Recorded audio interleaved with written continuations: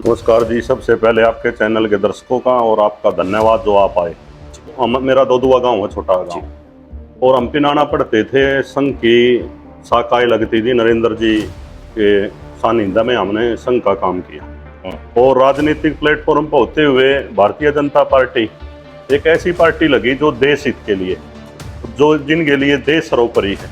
तो उन्हीं विचारों से अटल बिहारी वाजपेयी जी के और जो पहले भारतीय जनता पार्टी के नेता हुए, उनकी सोच को देखते हुए कैसे उन्होंने देश के लिए काम किया है, तो एक यही सोच थी भाई समाज के लिए काम करना है और राजनीति में जाना है तो भारतीय जनता पार्टी के बैनर तले काम करना है। और भारतीय जनता पार्टी में हमारे भारतीय जनता पार्टी ने बहुत मान सम्मान दिया।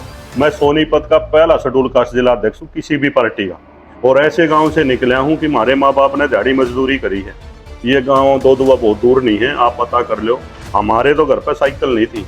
मैंने तो खुद फायर ब्रिगेड में नौकरी करी है, एक गुरु सदन स्कूल है उसमें गनमैन की नौकरी करी है, ड्राइवरी करी है। उन सारी चीज़ों से निकल कर भारतीय जनता पार्टी में आए तो भारतीय जनता पार्टी ने हमारे को बहुत मान सम्मान दिया। और मैं तो ताउम्र इस भारतीय जनता पार्टी का आभारी रहूँगा। एक छोटे ही गाँव के गरीब एससी के बेटे को भारतीय जनता पार्टी का जिला अध्यक्ष बनाया। लेकिन भाजपा ही क्यों? उससे पहले कांग्रेस भी लंबे समय तक सत्ता में रही, अच्छे नेता थे। कहा जाता है कि इंदिरा गांधी ने देश दुनिया में अपना नाम कमाया है। उसके बाद राजीव गांधी प्रधानमंत्री बने, बहुत अच्छे काम उन्होंने किए। कंप्यूटर और जो ये एटीएम जो मशीनें हैं ये उन्हीं की देन है। तो इन चीज़ों को देखते हुए सिर्फ भाजपा की वकालत करना ये कैसे संभव हो? देखिए, भारतीय जनता पार्टी की सोच अंतिम व्यक्ति के विकास के लिए, जो गरीब आदमी है, जो आखिरी व्यक्ति है, उसके उत्थान की भारतीय जनता पार्टी का मुख्य एजेंडा है। और उसी एजेंडे पर भारतीय जनता पार्टी ने पूरे देश में और हरियाणा में भी, देखिए 2014 से पहले हरियाणा में भारतीय जनता पार्टी का क्या, 2014 के बाद लगातार जब भारतीय जनता पार्टी सरकार में आई है तो गरीब आदमी के लिए काम किया, कल्याणकारी योजनाएं करी हैं। मुख्यमंत्री मनोहर लाल जी जब 2014 में मुख्यमंत्री बने और लगातार वो 10 साल 9.5 साल इस प्रदेश के मुख्यमंत्री रहे, तो उनकी सिर्फ एक ही सोच थी, गरीब आदमी का विकास। पहले गरीब आदमी कहाँ नौकरी मिलती थी? इस सरकार में HCS HPS इंस्पेक्टर ये गरीब घरों के बच्चे लगे हैं और बगैर पर्ची बगैर खर्ची के लगे हैं। तो इन सारी चीजों को देखते हुए मन में एक ही विचार आया, गरीब आदमी की सोच रखती है और गरीब को आगे बढ़ाने का काम करती है तो भारतीय जनता पार्टी करती है। ये इसका मूल एजेंडा है। उसी से प्रभावित होकर मैं नहीं, हजारों व्यक्ति इस भारतीय जनता पार्टी में, और लगातार भारतीय जनता पार्टी ने सरकार बनाई तो ये लोगों के मन में विचार था भारतीय जनता पार्टी से जुड़े, तभी तो सरकार बनी। आपने बताया लगातार तीसरी बार प्रदेश में और देश में बीजेपी की सरकार आई है। केंद्र सरकार में भी बीजेपी है और प्रदेश सरकार भी बीजेपी की है। तो बहुत सारी बातें ये भी उठी कि मशीनों में सेटिंग की जाती है, कि ये मशीनों में छेड़छाड़ की जाती है, जिसके बलबूते पर पार्टी सरकार बनाती है। थोड़ा इसके विषय में बताइए, किस तरह से क्या कहना चाहेंगे, क्या आपका जवाब होगा, क्या मशीनों में छेड़खानी नहीं है? देखिए, ये तो ना विपक्ष का एक फैलाया हुआ नैरेटिव। जब देखो सरकार बनती है जनता जनार्दन से, जनता जनार्दन सर्वोपरि है और लोगों के मन में ना भारतीय जनता पार्टी बस चुकी है और वो बस ही है जो काम किए हैं। आप देखना ना 370, किसी ने सोचा था धारा 370 टूटेगी? आपने ये देखा, मतलब कोई भी परिस्थिति हो भारतीय जनता पार्टी ने सबसे पहले देश को सर्वोपरि माना। और हम तो हरियाणा की बात करते हैं, हरियाणा में ऐसे काम हुए हैं कि कभी किसी ने सपने में नहीं सोचा था। और जो ये मैं नौकरियों का काम कर रहा हूँ ना, ये किसी ने सोचा था भाई बदली और नौकरी बगैर सिफारिश के मिलेंगी और योग्य व्यक्ति को मिलेंगी? तो इन चीजों से हो है ना। और लोगों ने वोट दी हैं, ज्यादा से ज्यादा वोट दिए तो विपक्ष के पास और कोई मुद्दा नहीं। अब सोनीपत जिले की बात कर लीजिए आप। सोनीपत जिले में 2014 में जब पहली बार भारतीय जनता पार्टी की सरकार आई, कांग्रेस की 5 सीट आई, बीजेपी की 1 आई। 2019 में भारतीय जनता पार्टी की 2 सीट आई, कांग्रेस की 4 आई। और अब की बार तीसरी बार चुनाव था, नायब सैनी के चेहरे पर चुनाव था और नेगेटिव माहौल के बाद जब लोग ये कह रहे थे भाई भारतीय जनता पार्टी अब की बार नहीं आएगी, लेकिन फिर भी इस सोनीपत जिले में जिसको हुड्डा का गढ़ कहा जाता था, भारतीय जनता पार्टी ने 5 सीटों पर कांग्रेस को हराने का काम किया है। 1 ही सीट कांग्रेस की आई है। तो ये मशीनों की बात नहीं है, लोगों के दिल में भारतीय जनता पार्टी थी और नायब सैनी के प्रति प्रेम था। और मनोहर लाल जी ने जो काम किए थे 10 साल, उन पर लोगों ने मोहर लगाने का काम किया है। ये तो लोगों की सोच होती है। और ये तो बार बार जहाँ भी हिमाचल प्रदेश में इनकी सरकार आई वहां तो नहीं मशीनें थी, इनकी कर्नाटक में सरकार आई वहां तो मशीनें नहीं, उनके ऊपर इल्जाम लगाया। तो ये खामखा का एजेंडा है और ये विपक्ष का नैरेटिव है, लोग इसको समझ चुके, ये बिल्कुल बेबुनियाद बातें हैं। आपने बताया कि मनोहर लाल सरकार में अच्छे काम किए और दूसरा, इनको सेन साहब को काफ़ी जनता ने पसंद किया। लेकिन उसी दौरान की बात है कि आपके सोनीपत से लोकसभा सांसद प्रत्याशी जो थे वो चुनाव हार गए, उसकी क्या वजह है? देखिए, चुनाव में हार जीत होती रहती है, लेकिन भारतीय जनता पार्टी ने बहुत अच्छा चुनाव लड़ा और 10,000 वोटों का फासला था। चुनाव में हार जीत होती रहती, उस हार से सबक लेना चाहिए, उस हार से सीख लेनी चाहिए कि हम कहाँ किस चीज में हमारी कमी रही, वो हमने विधानसभा में दूर की। विधानसभा में जब हम यहाँ कई विधानसभाओं में हार चुके थे और लोकसभा हार चुके थे, लोकसभा में हम 4-5 विधानसभाओं में ही आ रहे हैं सोनीपत जिले में, और उसके बाद हमने उस नैरेटिव को तोड़ा, हम लोगों के बीच में गए, हमने बूथ से लेकर कार्यकर्ता में एक शक्ति पैदा की भारतीय जनता पार्टी के प्रति, लोगों में हम जमीन लग गए और उसका रिजल्ट आप देख लेना। तो हार से सबक लिया है और उस हार से हमने सोनीपत जिले में, और मैं तो ये कहना चाहता हूँ आपके चैनल के माध्यम से, सोनीपत की वजह से सरकार बनी है और ये ही टीस बाबू बेटे के दिमाग में भी बस सोनीपत से जो रिजल्ट आए हैं उनकी हमारे को संभावना देनी है। तो ये हार जब लोकसभा चुनाव में हमारी हुई, उससे हमने धरातल पे गए हैं, लोगों के अपनी बातें रखी हैं और लोगों ने उन बातों को समझा भी है।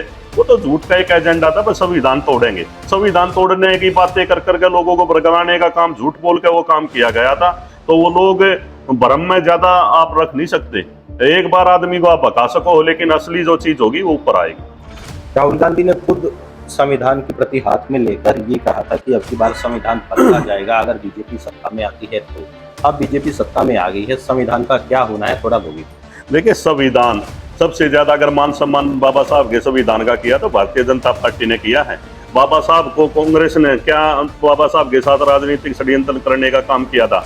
भारतीय जनता पार्टी ने बाबा साहब के नाम से लुटियन जोन में दिल्ली में भी 5 एकड़ में ऐसा म्यूजियम बनाया है कि विदेशों से लोग देखने आ रहे, और सबसे ज्यादा मान सम्मान किया है तो भारत रत्न देकर भी भारतीय जनता पार्टी के अटल बिहारी की सरकार ने बाबा साहब का किया है। तो ये एक एजेंडादार, लोग उसको समझ चुके हैं, लोगों में एक नैरेटिव सेट किया गया था। भारतीय जनता पार्टी सबसे ज्यादा सम्मान संविधान का करती है और अभी सरकार है, आप देख लीजिए, लगातार बाबा साहब की जयंती और कितने भव्य तरीके से पिछले दिनों प्रधानमंत्री जी यमुनानगर में आए हैं, और यमुनानगर में आगे इतना भव्य प्रोग्राम, लाखों की संख्या में बाबा साहब के अनुयायी, संविधान को मानने वाले। तो संविधान बीजेपी के लिए सर्वोपरि है और भारतीय जनता पार्टी सबसे ज्यादा मान सम्मान संविधान का करती है। ये विपक्ष का काम है और विपक्ष की लोगों ने मनसा को समझ लिया, तो लोग उनकी बातों में आने वाले नहीं है। हाल ही में ऑपरेशन सिंदूर लॉन्च किया गया और भारत की तीनों सेनाओं ने मिलकर दुश्मन देश का कड़ा मुकाबला किया, उसके बारे में भी थोड़ा बताइए, किस तरह की रणनीति सरकार की रही और कितनी सफलता आप मानते? देखिए, जब ये पहलगाम की घटना हुई तो लोगों में, हर युवा में, नौजवान में, बुजुर्ग में एक बहुत ज्यादा रोष था, और रोष था, रोष के साथ साथ उनकी अपेक्षाएं थी भारत सरकार से, सेना से। तो आदरणीय प्रधानमंत्री नरेंद्र मोदी जी ने और सेना ने ऐसा मुंह तोड़ जवाब पाकिस्तान को देने का काम किया है। ऐसा ये सिंदूर ऑपरेशन होया है जिसके लिए आपने देखा पूरे देश में तिरंगा यात्राएं निकली है, और वो तिरंगा यात्राएं निकली है वो हर वर्ग के व्यक्ति ने, हर समाज के व्यक्ति ने, और वो किसी प्लेटफॉर्म की यात्राएं नहीं थी, सब धार्मिक व्यक्तियों ने भारतीय सेना का मान सम्मान, जो उन्होंने हमारे देश का मान सम्मान बढ़ाया है, उसके लिए हुआ। तो सिंदूर ऑपरेशन था ना, सिंदूर ऑपरेशन पे पाकिस्तान के मुंह पे तमाचा मारने का काम भारतीय सेना ने किया है, कैसे उनके आतंकवादियों के ठिकानों को खंडर करने का काम किया है। तो ये देश, इस देश की सरकार के लिए और सेना के लिए सबसे ज्यादा जरूरी है अपने देश के नागरिक का मान सम्मान और उसकी सुरक्षा। ये चीज करके दिखाई है, और इस चीज का भारतीय सेना का डंका विदेशों लोग बजा है। आपने देखा कितने कितने गजब के हमारे पास ऐसे उपकरण हैं कि हमने यहाँ बैठे बैठे पाकिस्तान के आतंकवादी ठिकानों को ध्वस्त करने का काम किया। इससे सेना की ताकत बढ़ी है और देश के लोगों के मन में भारतीय सेना के प्रति मान सम्मान बढ़ा है, और प्रधानमंत्री ने यह दिखा दिया है भाई ताकतवर प्रधानमंत्री है जो कभी भी देश के नागरिकों की सुरक्षा के प्रति समझौता नहीं करेगा। जसबीर जी, कुछ शब्दों का भारतीय जनता पार्टी के परिवार में खासकर प्रयोग किया जाता है, जैसे यशस्वी मंत्री, यशस्वी मुख्यमंत्री, यशस्वी प्रधानमंत्री। तो महाभारत कालीन इन शब्दों का क्या महत्व है आपकी पार्टी? देखिए, ये तो अलग अलग प्रकार की बातें होती हैं, लेकिन जैसे हमारे देश के आदरणीय प्रधानमंत्री, तो एक मान सम्मान की बात होती है, और मान सम्मान होता है काम से। जो हमारे मुख्यमंत्री है, हमारे मुख्यमंत्री ने परिभाषा बदल दी मुख्यमंत्री पद की, 24 घंटे लोगों के लिए अवेलेबल रहते हैं, किसी भी टाइम कबीर कुटीर में चले जाओ, ऐसा मुख्यमंत्री जो बाद का अपने कार्यकर्ता की कोड़ी भरता है। और जब उसको मान सम्मान मिलेगा तो वो यशस्वी भी कहेगा, आदरणीय भी कहेगा, और भी बढ़ा चढ़ा गए नहीं, उसकी योग्यता के अनुसार। देखिए प्रधानमंत्री जी ने देश का डंका विदेशों में बजाया है और मुख्यमंत्री जी ने हरियाणा की राजनीति की परिभाषा बदल दी। पहले मुख्यमंत्री से मिलने में आप दिन में ना ये नहीं बेरा 4 बार 5 बार मुख्यमंत्री रात के 2-2 बजे कार्यकर्ताओं से मिलते हैं। तो कार्यकर्ताओं के मन में एक ही चीज होती है, भाई ये मुख्यमंत्री किस मिट्टी का बना हुआ है जो 24 घंटे लगातार काम भी करता है अपने कार्यकर्ता के मान सम्मान के लिए। तो कार्यकर्ता वो मान सम्मान उनको डबल करके देते हैं। आपने मुख्यमंत्री का जिक्र किया, तो हालिया अगर स्कीम देखी जाए हरियाणा सरकार की, तो कौन सी स्कीम गरीब आदमी के हित में है जो आपको सबसे ज्यादा पसंद आई? देखिए सबसे ना रोजगार सर्वोपरि होता है। रोजगार से परिवार की ना कहीं कहीं पीठी बदलती है।